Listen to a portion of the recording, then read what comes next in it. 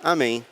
Se você puder acompanhar comigo aí na sua casa, a gente vai ler capítulo 13, verso 5 e em diante. Se você quiser se colocar em pé em casa aí também, pode parecer estranho de repente, só para você não ficar sentado direto. Então, se você puder, ainda que você não tenha histórico de atleta, se você puder ficar de pé vai ser legal, que aí a gente vai poder se concentrar melhor aí na leitura da palavra. Então a gente vai ler. Jesus lhes disse: cuidado que ninguém os engane. Muitos virão em meu nome dizendo sou eu e enganarão a muitos. Quando ouvirem falar de guerras e rumores de guerras, não tenham medo. É necessário que tais coisas aconteçam, mas ainda não é o fim. Nação se levantará contra nação e reino contra reino. Haverá terremotos em vários lugares e também fomes. Essas coisas são o início das dores. Fiquem atentos, pois vocês serão entregues aos tribunais e serão açoitados nas sinagogas. Por minha causa, vocês serão levados à presença de governadores e reis, como testemunho a eles. E é necessário que antes o evangelho seja pregado a todas as nações. Sempre que forem presos e levados a julgamento, não fiquem preocupados com o que vão dizer. Digam tão somente o que lhe for dado naquela hora, pois não serão vocês que estarão falando, mas o Espírito Santo. O irmão trairá seu próprio irmão, entregando-o à morte, e o mesmo fará o pai a seu filho. Filhos se rebelarão contra seus pais e os matarão. Todos odiarão vocês por minha causa, mas aquele que perseverar até o fim será salvo. Quando vocês virem o sacrilégio terrível no lugar onde não deve estar, quem lê, entenda. Então os que estiverem na Judéia fujam para os montes. Quem estiver no telhado de sua casa não desça, nem entre em casa para tirar dela coisa alguma. Quem estiver no campo, não volte para pegar seu manto. Como serão terríveis aqueles dias para as grávidas e para as que estiverem amamentando. Orem para que essas coisas não aconteçam no inverno, porque aqueles serão dias de tribulação, como nunca houve desde que Deus criou o mundo até agora, nem jamais haverá. Se o Senhor não tivesse abreviado tais dias, ninguém sobreviveria. Mas por causa dos eleitos por Ele escolhidos, Ele os abreviou. Se então alguém lhes disser, vejam, aqui está o Cristo, ou vejam, ali está Ele, não acreditem, pois aparecerão falsos cristos e falsos profetas que realizarão sinais e maravilhas para, se possível, enganar os eleitos. Por isso fiquem atentos, avisei-os de tudo antecipadamente. Mas naqueles dias, após aquela tribulação, o sol escurecerá e a lua não dará a sua luz. As estrelas cairão do céu e os poderes celestes serão abalados. Então se verá o Filho do Homem vindo nas nuvens com grande poder e glória, e ele enviará os seus anjos e reunirá os seus eleitos dos quatro ventos, dos confins da terra até os confins do céu. Amém. Esses dias são difíceis, mas existe a possibilidade da gente olhar para esses dias de modo mais suave. Tem um filósofo francês chamado Bergson, ele escreve uma obra intitulada O Riso. O Bergson vai dizer o seguinte, que para você conseguir rir de alguma coisa, você precisa se distanciar um pouco. Então, assim, quando a gente está imerso no noticiário, nas notícias ruins, dificilmente a gente vai achar graça de alguma coisa. Mas quando a gente começa a se distanciar um pouquinho, e o brasileiro é bom para fazer isso, durante esses dias eu vi vários memes, várias histórias engraçadas, a gente consegue perceber que essa situação pode não ser tão pesada assim, apesar de ser muitas vezes difícil para a gente. Para você ter ideia, assim, por exemplo, na minha casa, cara, pode faltar tudo, assim, o que não pode faltar é banana lá em casa, tem essa lógica, não sei porquê. As pessoas do comércio próximo à minha casa, elas acham que eu crio macacos, alguns macacos lá em casa, porque eu tive que arriscar minha própria vida nesses dias, sair de casa, arriscando a vida para comprar banana, E a banana não pode ser de qualquer jeito não, tem que ser numa coloração exata, ela não pode estar totalmente madura. Então é um pouco verde, num tom perfeito que eu tenho que saber qual é para levar para dentro da minha casa. A galera falou que faltou papel higiênico nos mercados também, né? A gente não entende a lógica disso acontecer. E um irmão aqui da igreja, que eu não vou revelar o nome, ele me contou também que antes de começar a quarentena, ele foi ao supermercado, aí ele recebeu uma ligação seríssima da esposa dizendo assim, ó, você tem que comprar alho, compra bastante alho, o máximo que você puder. Aí ele ficou pensando assim, poxa, isso é vírus ou é vampiro que a gente vai encarar durante esses dias? Ao mesmo tempo, tem um lado assim um pouco mais sério, mas também um pouco suave, que a gente começa a perceber que muita coisa que parecia importante para a gente, cara, não tem muito valor. E algumas coisas parecem realmente frescuras, né? Eu, por exemplo, gosto de doce bastante e na minha casa tem sempre que ter um doce depois do almoço e da janta, senão eu não fico satisfeito. E tinha um doce lá em casa que ele estava guardado e eu olhava para ele para mim, e eu não tinha coragem de comer aquele doce. E aí os dias foram passando da quarentena e as coisas acabando lá em casa, e de repente sobrou aquele doce na geladeira. Eu resisti ainda num primeiro momento, mas depois eu comi o doce. Poxa, e eu percebi que era a maior frescura minha não querer comer o doce. O doce estava muito bom realmente. Talvez a quarentena tenha feito isso comigo. Tem um lado bastante triste dessa história, que é o lado que quando a gente se aproxima, a gente não acha graça de nada. Que é ver os nossos amigos e os nossos parentes adoecendo nesses dias. E o noticiário de morte também. Nesses últimos dias, algumas pessoas me procuraram e interessadas em textos que falassem sobre o fim do mundo, o apocalipse, e tiraram dúvidas sobre isso. E é justamente sobre essa perspectiva do fim que a gente vai tentar observar nesse texto que foi lido nessa noite. E essa perspectiva do fim pode nos trazer esperança, por incrível que pareça. Então é o que a gente vai tentar retirar de lição desse texto. Primeiro, um contexto breve para você.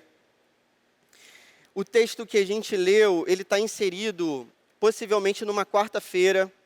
Jesus, ele está vivendo a quarta-feira que antecede a quinta, que é a noite da ceia e da traição, e depois a sua crucificação na sexta-feira.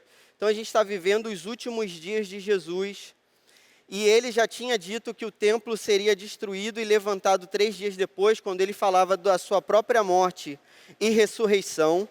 E no início do capítulo 13, se você pudesse ler depois o capítulo todo na sua casa, seria bastante interessante. No início do capítulo 13, ele vai dizer, o texto vai dizer para a gente que os discípulos estavam saindo do templo, e um dos discípulos, e o nome desse discípulo não é revelado, esse discípulo fala que a construção daquele templo seria bastante grandiosa e algo magnífico, como você acompanha no verso 1. Parece que esse discípulo está totalmente fora de sintonia com aquilo que Jesus falou anteriormente, que o templo seria destruído, mas reerguido. E a gente não sabe se esse discípulo fala isso de modo irônico ou fala simplesmente sem compreensão, possível que seja somente falta de compreensão. Jesus se dirige então ao Monte das Oliveiras, ele está sentado com os seus discípulos, 4 dos seus amigos o procuram, como você lê no texto aí, Pedro, Tiago, João e André, verso 3, e esses amigos perguntam sobre a perspectiva do fim. Jesus então começa a contar essas histórias para eles. Num primeiro momento, os discípulos perguntam quando que isso ia acontecer e quais os sinais para que isso acontecesse. Jesus, se você reparar, Jesus não vai dizer quando isso acontece. E depois, no final do capítulo, ele vai dizer que essa data pertence somente a Deus, que ninguém daquilo que fizesse parte do humano e nem os anjos saberiam, mas somente o Pai saberia a data, o dia do fim. Ao longo da história, você vai saber que as pessoas fizeram diversas projeções sobre o fim do mundo. No ano que eu nasci, havia uma projeção sobre o fim do mundo, não sei se você sabe, 1982. Depois que os caras erraram a data, projetaram para 1988 e erraram a data de novo, e houve uma projeção para o ano 2000. Então, sempre nessa virada de milênio, tem essa expectativa sobre o apocalipse e o fim. A história vai contar para a gente também que em 999, as pessoas se prepararam para o milênio, para o mundo acabar em 999. Não sabiam elas que Jesus já tinha nascido 1000 anos antes, o calendário estava errado, Jesus provavelmente nasceu 4 anos antes de Cristo, antes do calendário cristão. Então, elas se prepararam para o fim do mundo e em 999, elas venderam as suas terras, as suas riquezas, doaram para os pobres, abriram os presídios, como está sendo feito hoje, abriram os presídios, o caos se instalou e Jesus não voltou, como você sabe. No ano 2000 a gente acreditou, algumas pessoas acreditaram, eu acreditei que o mundo ia acabar no ano 2000, quando eu era criança, na minha infância. Meu avô tinha um livro de um cara chamado Nostradamus, eu tentei ler quando eu era criança, não entendi nada do que estava escrito naquele livro, mas a projeção era para que no ano 2000 tudo acabasse. Eu nasci em 1982, então eu tinha 18 anos no ano 2000, e eu ficava com medo de ter uma guerra mundial no ano 2000, e eu com 18 anos ter que lutar nessa guerra, né, que é o ano do alistamento militar. Eu ficava bastante preocupado com isso, isso não aconteceu. Tem um filme também, 2012, conhece? Que é um filme, né, que fala do calendário Inca, Maia, Azteca, não sei.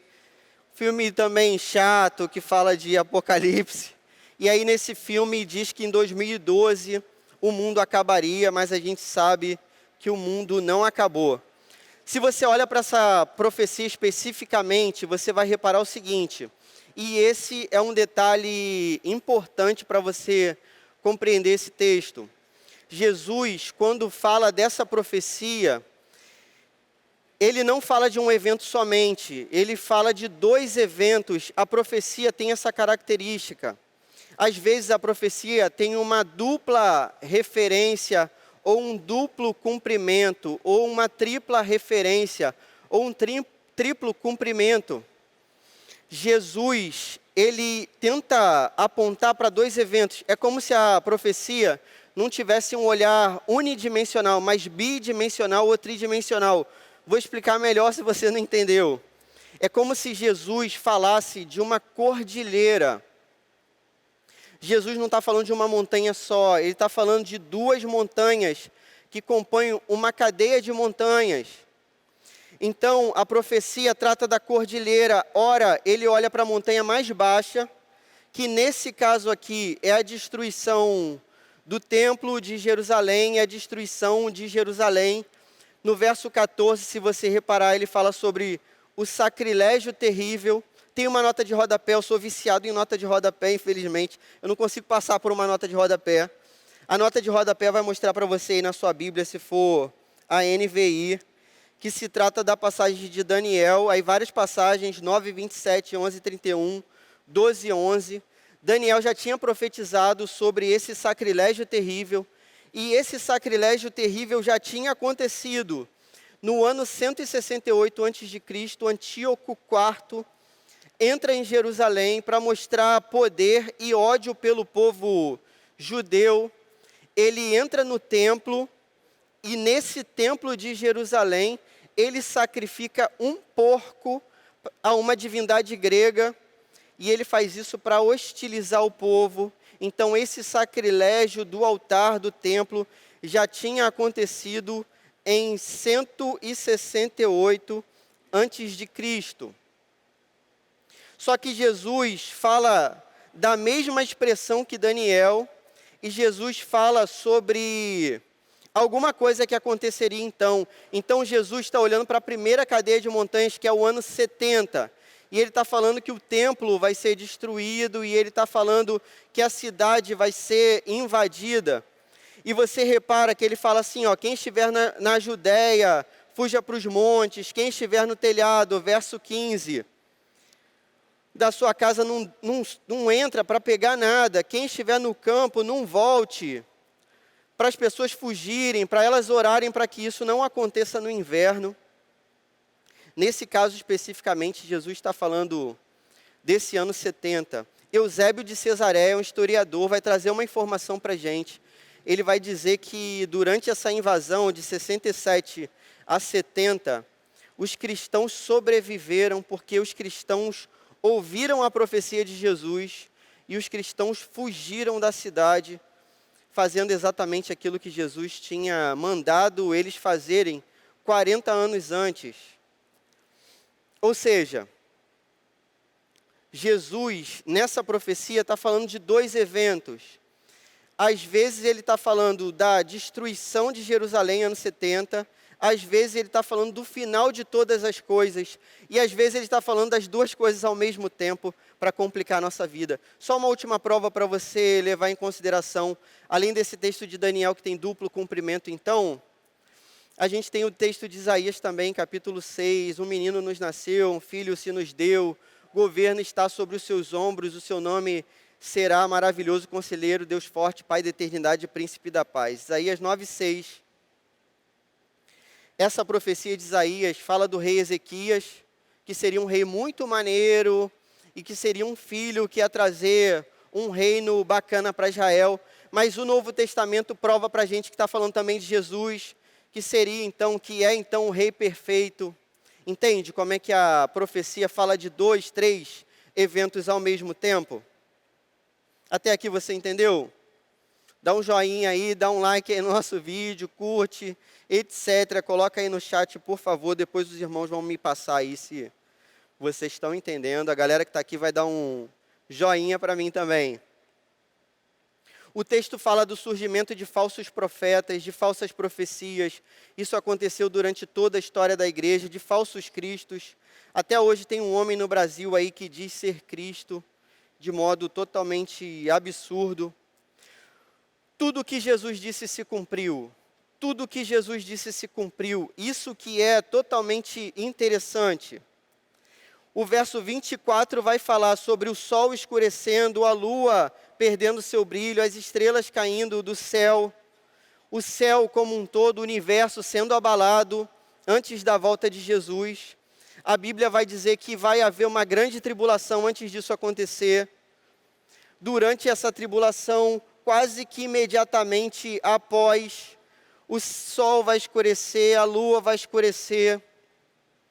É interessante que esse texto está de acordo com o conhecimento que a gente tem também científico hoje. A gente sabe que se o sol parar de iluminar, a lua vai perder seu brilho também. Então as coisas acontecem nessa ordem. A gente enxerga um lado da lua, né? O outro lado a gente não enxerga. Tem um disco do Pink Floyd também, que eu ouvi muitas vezes, chamado The Dark Side of the Moon, um clássico do Pink Floyd. A lua vai ser toda dark side, toda lado sombrio. As estrelas vão cair. Como a linguagem apocalíptica, a gente não sabe se Jesus está falando aqui de modo metafórico ou está falando de modo literal. Eu acredito que isso seja literal, porque esses são marcadores temporais. O sol, a lua, as estrelas mostram para a gente que o tempo está passando. Quando Jesus vier, esse tempo, esse cronos vai deixar de existir. O que haverá será a eternidade. A gente não vai precisar mais de sol. A glória de Deus vai brilhar sobre a cidade santa. Aleluia! É isso que diz o texto em Apocalipse. E a gente vai chegar então à primeira lição que eu gostaria que você anotasse. Sempre que eu beber a minha água, você bebe a sua aí na sua casa também.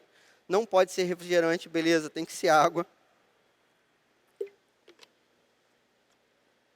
Bebeu? Ó, primeira lição que o texto ensina para a gente, Marcos 13:7. Ainda não é o fim. Nas palavras de Jesus, ainda não é o fim. O que a gente tem vivido? A metáfora que Jesus faz e a comparação que ele faz no verso 8 é do início das dores. Então, Jesus está falando assim, ó, tem um momento que é o início das dores e vai ter um momento que é o final das dores. Vai existir uma reta ou uma curva, não sei, mas as dores vão crescendo. A comparação é com uma mulher grávida. que vai dar luz ao seu filho.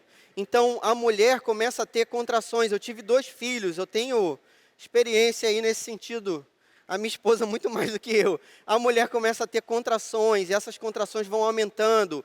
Esse intervalo de tempo vai diminuindo. As dores aumentam, até que chegue o final das dores.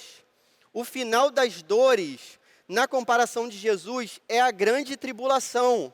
Então, vai haver um momento que vai haver uma perseguição tão terrível que, se ela se estendesse, até os eleitos se perderiam. Você percebe que a Bíblia fala de eleitos, cara? Deus está no controle de todas as coisas. Depois da grande tribulação, depois do final das dores, o que acontece quando uma mulher grávida chega ao final das dores? O neném nasce. Então, depois do final das dores, o que vai acontecer é algo maravilhoso, que é a cena de uma mulher com seu filho, a cena da igreja com o Filho do Deus vivo, Jesus Cristo. É isso que vai acontecer. E o que sobrará será a eternidade. E isso vai ser bonito demais. A gente está entre esses 2 momentos e a gente sabe que a grande tribulação ainda não chegou. Esse que é o detalhe. A gente até que está vivendo um momento relativamente tranquilo, apesar dessa dificuldade, desse vírus que está rolando aí fora. Mas há cristãos hoje que sofrem bastante. Há cristãos hoje que sofrem perseguição.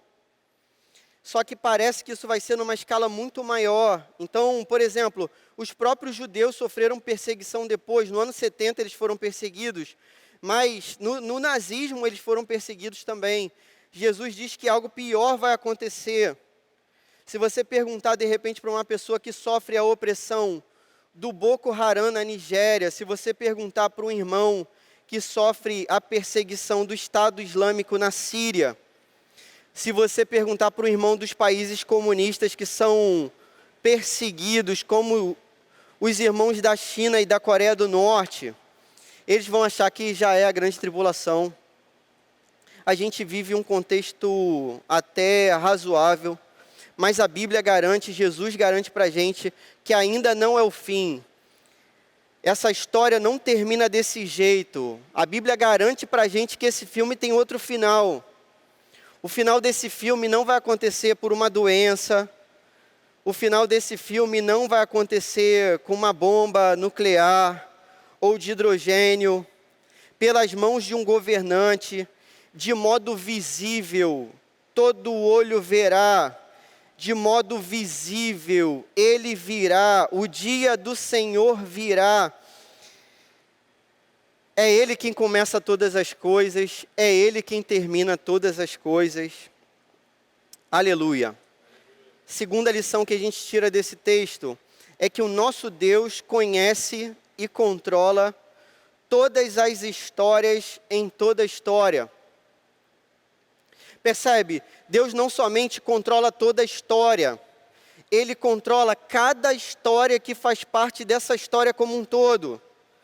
Ele controla cada detalhe, cada fio de cabelo, cada folha de uma árvore. Tudo é controlado pelo poder de Deus. Tudo o que Jesus disse se cumpriu. A destruição do templo, que parecia impossível para os seus discípulos, admirados com aquela construção aqui no início do capítulo 13. Os falsos cristos, os falsos profetas, irmãos queridos, esse vírus não está fora do controle de Deus. Esse vírus não é mais poderoso do que o nosso Deus. Esse vírus está debaixo do poder do nosso Deus. O mundo vive em desespero, a gente não. O nosso temor, o nosso grande temor é se afastar de Deus nesses dias. A gente confia somente em Deus, a gente não confia nas nossas estratégias, a gente não confia nas nossas medidas de contenção, a gente não confia no nosso histórico de atleta, a gente não confia em nada, senão somente em Deus. Isso não é um convite para viver de modo desmedido, temerário, dissoluto, absurdo, inconsequente, estúpido. Não, você precisa se precaver. Mas nós não tememos nenhum vírus, nem a morte, nem coisa alguma, senão somente o Senhor. Nós oramos ao Deus que conhece toda a história. Vê só que fato interessante, alguns dias, alguns pais oravam, alguns anos, por exemplo, alguns pais oravam para os seus filhos passarem nos vestibulares e cursarem uma carreira nas ciências médicas. Olha como é que nossa visão é limitada. Hoje, esses pais oram pelos seus filhos, que são enfermeiros e médicos, com medo desses filhos pegarem essa doença, esse vírus, Covid-19. Percebe como a gente não enxerga como Deus enxerga? A gente não sabe de nada. Sempre houve risco, como dizia o poeta, são demais os perigos dessa vida. Sempre houve doenças, sempre houve bala perdida, guerra de facção, sempre houve o homem mau que se esconde e pratica o mal e diz consigo mesmo que ninguém o viu praticando o mal e que ele não vai ser punido. Sempre houve a possibilidade de um acidente, sempre houve a incerteza. Deus quis que fosse assim, mas até agora estamos vivos, graças a Deus. Eu sei que você se preocupa com a sua família, com as necessidades básicas dos seus queridos. Eu vou te contar um segredo. Toda vez que eu tenho um momento de crise assim na minha vida, toda vez que eu passo por uma dificuldade severa e eu não tenho resposta, eu olho para o Sermão do Monte e no Sermão do Monte eu acho sempre uma resposta. Eu sei que você está preocupado com questões que são importantes. Eu trouxe um poema para você. O título do poema é De Volta à Montanha. É o Sermão da Montanha, tudo bem?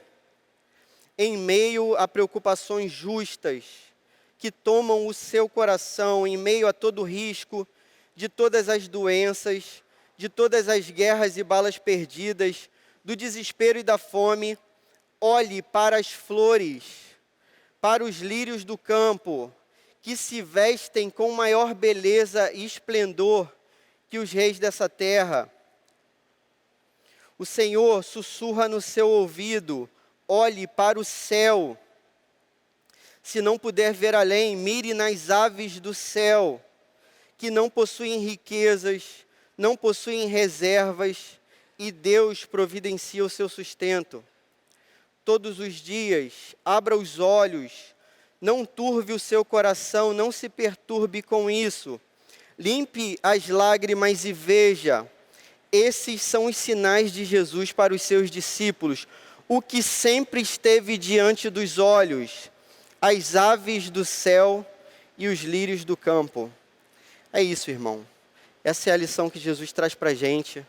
A gente tem que olhar para toda a providência de Deus e a gente pode ter a certeza que o Senhor permanecerá no governo de todas as coisas, providente como sempre foi, regendo toda a história. Aleluia! Terceira e última lição aí para você anotar. Haverá justiça. Aleluia! Haverá justiça. Isso é consolador, irmão. Vai ter justiça. É isso que diz o verso 26 e 27. O Senhor virá, todo olho verá sobre as nuvens do céu, com grande poder e glória, e Ele há de julgar todas as nações. Como o hino antigo dizia, todos grandes e pequenos o juiz hão de encarar. Todos os líderes do Boko Haram, o Estado Islâmico, serão julgados pelo justo juiz. Aleluia! Caim, Lameque, Acabe, Jezabel, Nero, Hitler, Lenin, Stalin, Mao, Fidel, Che, Kim Jong-un, Xi Jinping, Trump, Bolsonaro, Todos serão julgados pelo justo juiz, aleluia. Eu e você seremos julgados pelo justo juiz, aleluia. Todos serão julgados nesse grande dia. O dia do Senhor virá, o dia da vingança do nosso Deus. Todos os que confiaram nas suas próprias obras, na sua própria justiça, serão condenados. Todos os que foram eleitos, os que confiaram em Jesus Cristo, na justiça de Jesus Cristo, na justiça da cruz do Calvário, na justiça do sangue derramado, no sacrifício de Jesus, todos esses serão salvos. Aleluia! É isso que garante a Escritura, é isso que garante o nosso Deus. Aleluia! Primeira aplicação aí para você anotar. A gente vai tomar uma água antes aí. Primeira aplicação. Há muito a fazer, não é o fim. O texto garante isso para a gente. É hora de viver com coragem, é hora de testemunhar, é hora de sofrer pelo Evangelho. Agora sim, os campos estão brancos, as pessoas estão com medo. E isso parece que é uma brecha para a gente pregar o Evangelho. Agora é hora de testemunhar usando a tecnologia, a internet no máximo que você puder, para propagar o Evangelho de Jesus Cristo. É hora de você testemunhar no confinamento da sua casa. Agora é hora de ser bom para o seu pai, para a sua mãe, para a sua esposa, para o seu marido, dentro de casa. O confinamento pode trazer essa oportunidade para a gente. Traz algumas verdades também. Às vezes está na hora da gente contribuir com as contas de casa. Às vezes está na hora da gente ajudar os nossos pais. Fazer com que esse momento não seja tão difícil para os nossos pais. Amém? Digita um amém aí. No chat aí, por favor. Segunda lição para a gente anotar. Devemos viver como aqueles que servem ao Deus de toda a história. A gente não vive sem Deus. A gente vive como aqueles que servem ao Deus de toda a história. Essa é a segunda aplicação. Queridos, olha só, a gente vive nesse contexto com a paz que excede todo o entendimento. Olha só que cena absurda. Vou sentar aqui para você imaginar a cena melhor. Olha só que cena absurda. Me ajuda aí. Cara, Jesus, ele está sentado no Monte das Oliveiras, por volta do ano 30 da era cristã. Jesus, desprezado como Galileu, desprezado pelo seu povo. Jesus, chamado de filho do carpinteiro, ele está sentado olhando para o templo, com a visão para o templo de Jerusalém. Alguém que não tinha onde reclinar sua cabeça, alguém que não tinha nada. Jesus, com 4 amigos, olha para o templo e faz essas profecias, e num determinado momento, o Galileu, o filho do carpinteiro, diz o seguinte para os seus 4 amigos: olha, esse evangelho, isso que a gente está conversando agora, isso vai ser pregado em todo o mundo. Antes de eu voltar com poder e glória para julgar as nações, antes disso acontecer, essas palavras aqui que a gente está conversando agora, essa ideia que a gente está trocando agora, isso vai ser pregado em todo o mundo. Cara, isso não é absurdo até? Totalmente impressionante. Cara, se Jesus não fosse Deus, se Jesus não fosse o Messias, nada daquilo que ele tinha dito teria se cumprido, cara. Essa história não seria totalmente absurda. Mas não, olha só, 2000 anos depois, o Ocidente foi estabelecido diante da pregação do Evangelho de Jesus. O mundo mudou diante da pregação do Evangelho de Jesus. Eu, na minha cidade, fui alcançado pelo Evangelho de Jesus. Isso não é maravilhoso demais? Cara, o Deus que rege toda a história, é esse Deus que é o Deus da nossa vida. A gente está sendo desafiado nesses dias a viver como crente. E olha que maneiro. De modo mais aplicável mesmo, vou tentar aplicar mais diretamente a sua vida. Poxa, você que é empresário, você que é microempresário, bem micro mesmo, como eu, você que é empreendedor, eu quero te convocar na medida do possível, eu quero te desafiar na medida do possível, a ser crente com os seus funcionários, a ser generoso na medida do possível, fazer de tudo para não demitir os seus funcionários. Se esses dias que parecem que estão chegando vierem dias difíceis para a gente economicamente, eu queria que você fosse desafiado a manter o salário dessas pessoas. Ainda que o cenário pareça o pior possível, ainda assim, faça isso pela fé, haja pela fé, seja crente. Você que é funcionário, faça de tudo para ajudar o seu chefe, o seu patrão. Você talvez não saiba o tamanho da preocupação dele em relação às responsabilidades. Esses dias eu fiquei muito preocupado diante dessa crise. Muitas pessoas recebem também do fruto do nosso trabalho, pelo seu próprio trabalho. E eu, assim como me preocupo com os meus filhos, me preocupo com essas pessoas para quem eu devo pagar os seus serviços. O marxismo fez esse mal para a gente, essa maldição diabólica, tornar todo mundo rival, todo mundo é inimigo. Seja crente, você não é rival do seu patrão. Seja crente, haja como crente. Tire esse ranço dessa cultura em relação àquele que paga o seu salário. Faça de tudo para contribuir com a vida dele. Isso é anticristão. Agir contra a subordinação daqueles que estão acima de você. Não deixe de ser generoso com a obra de Deus também nesses dias, meu irmão. A gente em outros países enfrentando sufoco ainda maior, que dependem também dessas contribuições. Se você tem o seu salário supostamente garantido pelo concurso para o qual você passou, isso não é grande coisa, é fácil fazer o concurso passar, difícil é ser político, não é isso que a gente já ouviu? Não confie nessa garantia, não confie no seu concurso, confie somente em Deus. Quem te garante é Deus. Você que juntou dinheiro, não confie na sua conta bancária, não confie. Confie em Deus somente. Talvez seja a hora de usar esse recurso também para socorrer os necessitados. Talvez seja para isso que Deus permitiu que isso acontecesse na sua vida. Se você reparar, antes desse capítulo 13, o texto que aparece para a gente é o texto da viuvinha, que oferta aquelas 2 moedinhas, e que ela não tinha mais nada, somente as 2 moedas. E Jesus diz que a pessoa que fez a maior oferta foi aquela viuvinha. Eu sempre me perguntei, por que Jesus não impediu aquela mulher de ter ofertado se ela não tinha mais nada? Eu sempre pensei assim, poxa, se fosse eu ia dizer para ela assim, ó senhora, pega de volta. Aliás, pega mais um pouco aí que está no ofertório, pega para você. Não entregue isso não, guarda para você, Deus nem precisa disso. Mas não, Jesus permite que ela tenha essa honra. Esse julgamento meu não é o julgamento de Jesus, por isso que Jesus é maravilhoso.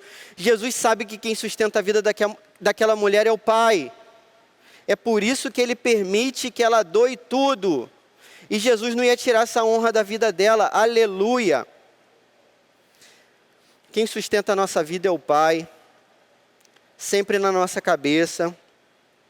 Os lírios do campo e as aves do céu. Terceira e última aplicação aí para a gente levar para nossa casa e finalizar.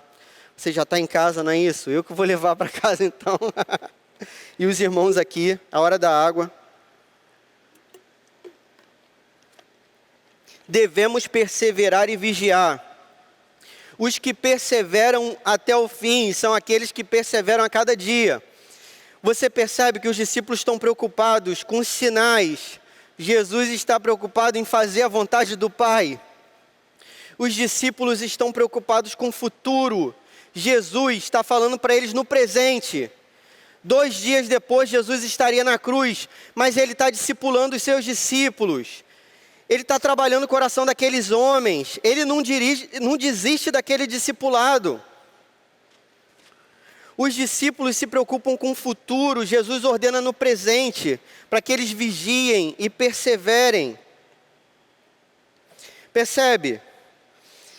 Aquele que persevera a cada dia é o que persevera até o fim. A gente não tem que estar preocupado com o dia de amanhã, basta cada dia o seu próprio mal.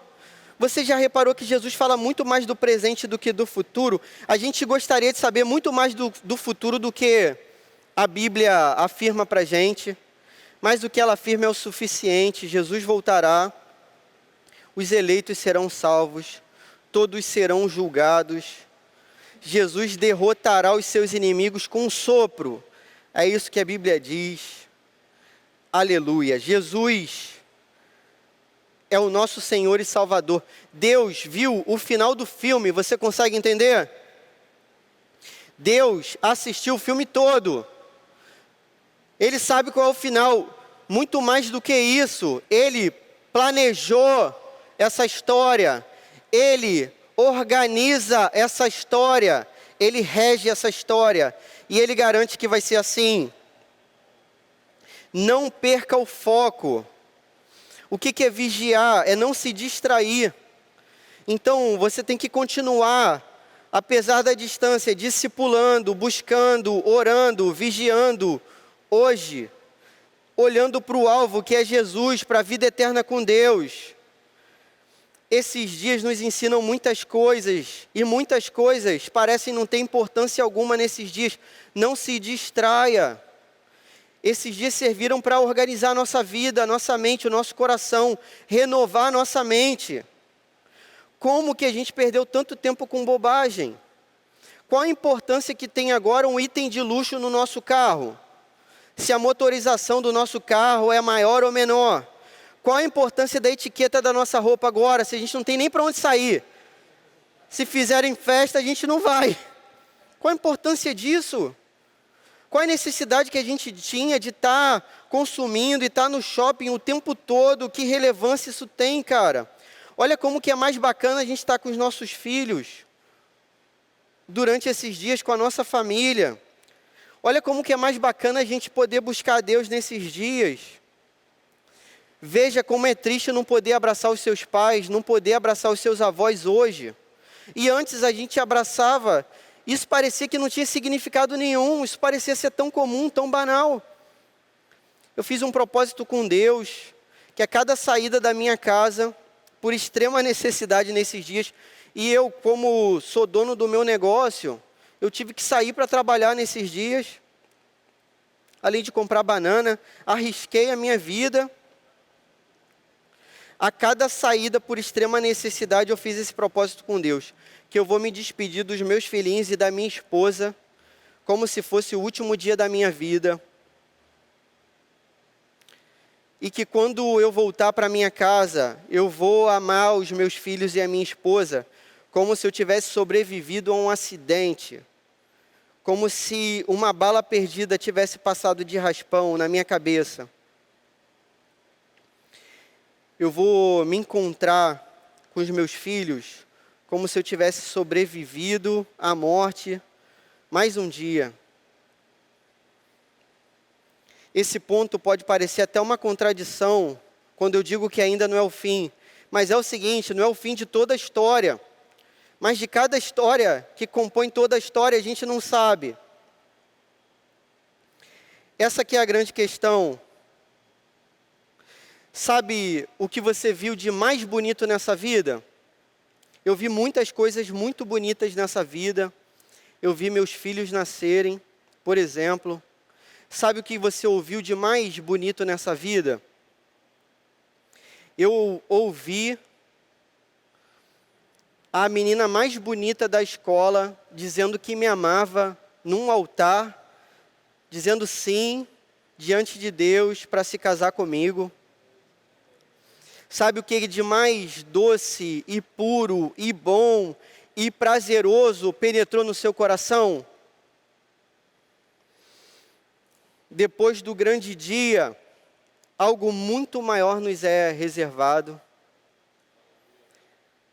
Nem olhos viram, nem ouvidos ouviram, nem jamais penetrou em coração humano aquilo que Deus tem preparado para aqueles que o amam. Aleluia! Para finalizar, seguros nas mãos do nosso Senhor, seguimos confiantes para o último dia e oramos como o último livro nos ensina: Maranata, vem, Senhor. Volta logo, Jesus. Faz justiça, Senhor Jesus.